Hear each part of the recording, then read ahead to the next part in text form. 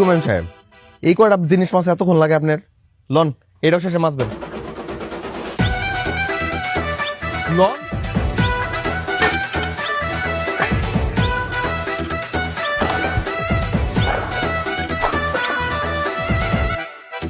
আমি আমার হোল লাইফে এগুলো করি নাই, আর তুই আমার চাকর হয়ে আমাকে দিয়ে এগুলো করাচ্ছিস।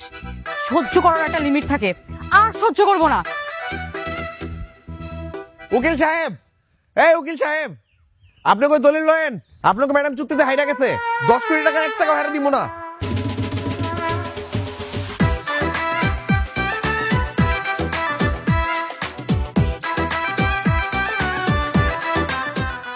আবার এটা মাস্ত বসে গেলে গা।